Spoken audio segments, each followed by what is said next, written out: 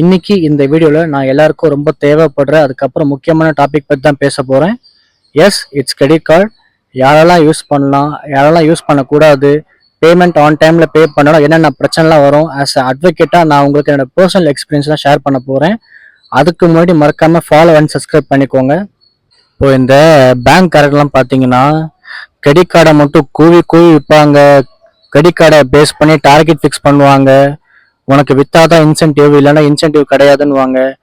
லோனோட மேஜரா promote பண்றது credit கார்டை தான் பண்ணுவாங்க.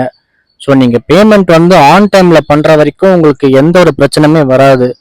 ஓகேங்களா? பேமெண்ட் மிஸ் பண்ணா என்னென்ன பிரச்சனைலாம் வரும்னா, ஃபர்ஸ்ட் 36% இன்ட்ரெஸ்ட் போடுவாங்க.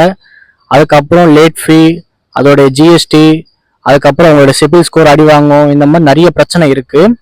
இப்போ யாரெல்லாம் யூஸ் பண்ணலான்னு பார்த்தீங்கன்னா, ஃபார் எக்ஸாம்பிள் இப்போ ஒரு பர்சன் 20,000 சேலரி வாங்குறாரு. அவருக்கு பெருசா ரெண்ட் கட்டுறதோ இல்லை எந்த விதமான செலவோ இல்லையோ அப்படின்னா அந்த பர்சன் கிரெடிட் கார்டு கண்டிப்பா யூஸ் பண்ணலாம். ஆனா அவர் 20,000 சேலரி வாங்குறாருன்னா கண்டிப்பா அவரோட லிமிட் பாத்தீங்கன்னா அந்த கிரெடிட் கார்டுல ஒரு 2,000 3,000 போற வரைக்கும் ஓகே.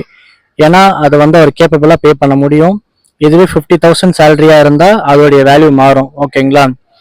ஸோ இதனால என்ன, கிரெடிட் கார்டுனால என்ன பெனிஃபிட்னா, இப்போ ஒரு இன்வெஸ்டரா என்ன சொல்லுவாங்கன்னா, அந்த கிரெடிட் கார்டை பே பண்றதுக்கான அமௌண்ட்டை நான் ஒரு ஷார்ட் டேர்மா எதுலயோ இன்வெஸ்ட் பண்ணி அதுல இருந்து ப்ராஃபிட் எடுப்பேன். அந்த ப்ராஃபிட்டை தான் நான் அதில் பே பண்ணுவேன். ரிமைனிங் இருக்கிறதும் என்னுடைய ப்ராஃபிட் தான். ஸோ அந்த பேமெண்ட் கட்டணுன்ற அவசியமும் எனக்கு இப்போ இமிடியேட்டா கிடையாது அப்படின்ற மாதிரி சொல்லுவாங்க. கிரெடிட் கார்டு யூஸ் பண்ண தெரியாதவங்க என்ன பண்ணுவாங்கன்னா, தன்னுடைய சேலரி லிமிட்டை தாண்டி யூஸ் பண்ணி பெரிய சிக்கல்ல மாட்டிடுறாங்க. பொதுவா என்னோட கிளைண்ட்ஸுக்கெல்லாம் நான் அந்த நிறைய லோன் செட்டில்மெண்ட்லாம் பண்ணி கொடுத்துருக்கேன். அதுல கிரெடிட் கார்டு செட்டில்மெண்ட்டும் இருக்கு. ஸோ அவங்கெல்லாம் பார்த்தீங்கன்னா வருஷம் இன்ட்ரெஸ்ட் பே பண்ணுவாங்க. அதாவது மந்த்லி இன்ட்ரெஸ்ட் பே பண்ணுவாங்க. வருஷத்துக்கு பார்த்தீங்கன்னா அந்த கார்டோட லிமிட் தாண்டி அவங்க பே பண்ணியிருப்பாங்க. ஓகேங்களா?